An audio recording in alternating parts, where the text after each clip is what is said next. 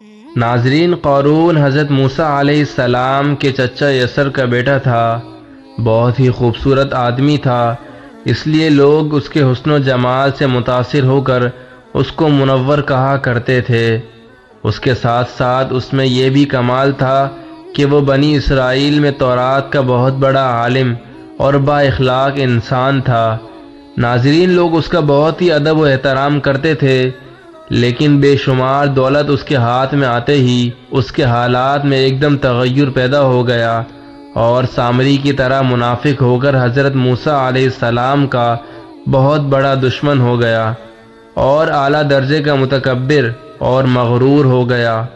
ناظرین، جب زکوٰۃ کا حکم نازل ہوا تو اس نے حضرت موسیٰ علیہ السلام کے روبرو یہ عہد کیا کہ وہ اپنے تمام مالوں میں سے 1000واں حصہ زکوٰۃ نکالے گا، مگر مالوں کا حساب لگایا تو ایک بہت بڑی رقم زکوٰۃ کی نکلی۔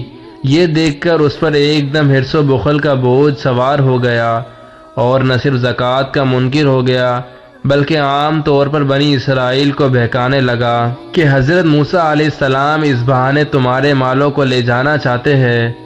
ناظرین، یہاں تک کہ حضرت موسیٰ علیہ السلام سے لوگوں کو برگزیدہ کرنے کے لیے اس خبیث نے یہ گندی اور گھناؤنی چال چلی کہ ایک عورت کو بہت زیادہ مال و دولت دے کر آمادہ کر لیا کہ وہ آپ پر بدکاری کا الزام لگائیں۔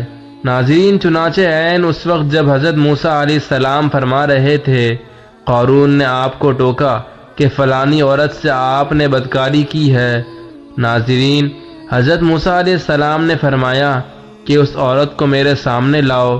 چنانچہ وہ عورت بلائی گئی تو حضرت موسیٰ علیہ السلام نے فرمایا کہ اے عورت، اس اللہ کی قسم جس نے بنی اسرائیل کے لیے دریا کو پہاڑ دیا اور عافیت و سلامتی کے ساتھ دریا کو پار کرا کر فرعون سے نجات تھی، سچ سچ کہہ دے کہ یہ واقعہ کیا ہے۔ ناظرین، حضرت موسیٰ علیہ السلام کے جلال سے عورت سہم کر کانپنے لگی اور اس نے مجموعہ عام میں صاف صاف کہہ دیا کہ اے اللہ کے نبی، مجھ کو قارون نے کثیر دولت دے کر آپ پر بہتان لگانے کے لیے آمادہ کیا ہے۔ اس وقت حضرت موسیٰ علیہ السلام آبدیدہ ہو کر سجدہ شکر میں گر پڑے اور سجدے میں آپ نے یہ دعا مانگی کہ یا اللہ، قارون پر اپنا قہر و غضب نازل فرما۔ ناظرین، پھر آپ نے مجموعے سے فرمایا کہ جو قارون کا ساتھی ہو وہ قارون کے ساتھ ٹھہرا رہے اور جو میرا ساتھی ہو وہ قارون سے جدا ہو جائے۔ چنانچہ 2 خبیثوں کے سوا تمام بنی اسرائیل قارون سے الگ ہو گئے۔ پھر حضرت موسیٰ علیہ السلام نے زمین کو حکم دیا کہ اے زمین، تو اس کو پکڑ لے، تو قارون ایک دم گھٹنوں تک زمین میں دھس گیا۔ پھر آپ نے دوبارہ زمین سے یہی فرمایا تو وہ کمر تک زمین میں دھس گیا۔ ناظرین، یہ دیکھ کر قارون رونے اور بلبلانے لگا اور بہت سے واسطے دینے لگا، مگر آپ نے کوئی التفات نہ فرمایا، یہاں تک کہ وہ بالکل زمین میں دھس گیا۔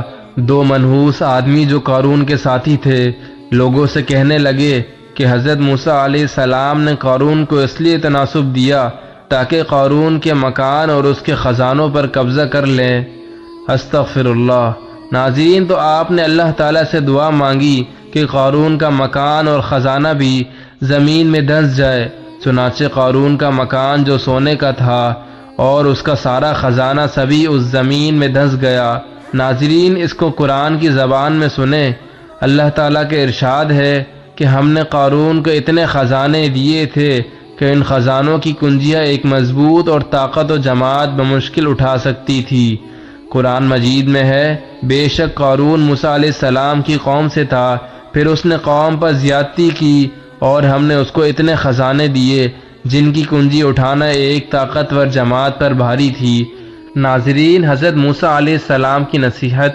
حضرت موسیٰ علیہ السلام نے قارون کو جو نصیحت فرمائی وہ یہ ہے کہ جس کو قرآن مجید نے بیان فرمایا ہے۔ اس خیر خواہی والی نصیحت کو سن کر حضرت موسیٰ علیہ السلام کا دشمن ہو گیا۔ غور کیجئے گا کہ کتنی مخلصانہ اور کس قدر پیاری نصیحت ہے جو حضرت موسیٰ علیہ السلام کے ساتھ ساتھ ساری قوم قارون کو سناتی رہی۔ جب اس سے اس قوم نے کہا اتراؤ نہیں، بے شک اللہ اترانے والوں کو پسند نہیں کرتا، اور جو مال تجھے اللہ نے دیا ہے اس کے ذریعے آخرت کا گھر طلب کر، اور دنیا سے اپنا حصہ نہ بھول، اور احسان کر جیسا کہ اللہ نے تجھ پر احسان کیا، اور زمین میں فساد نہ کر، بے شک اللہ فسادیوں کو پسند نہیں کرتا۔ ناظرین، قارون نے اپنے مال سے گھمنڈ میں اس مخلصانہ نصیحت کو ٹھکرا دیا، اور خوب بن سور کر تکبر اور غرور سے اتراتا قوم کے سامنے آیا، اور حضرت موسیٰ علیہ السلام کی بدگوئی اور رسانی کرنے لگا۔ اس کا نتیجہ کیا ہوا اس کو قرآن کی زبان میں سنیں، اور خدا کی اس قاہرانہ گرفت پر خوف الہی سے تھر تھراتے رہیے۔ تو ہم نے اور اس کے گھر کو زمین میں دھسا دیا، تو اس کے پاس کوئی جماعت نہ تھی جو اللہ کے مقابلے میں اس کی مدد کرتی، نہ وہ خود مدد کر سکا۔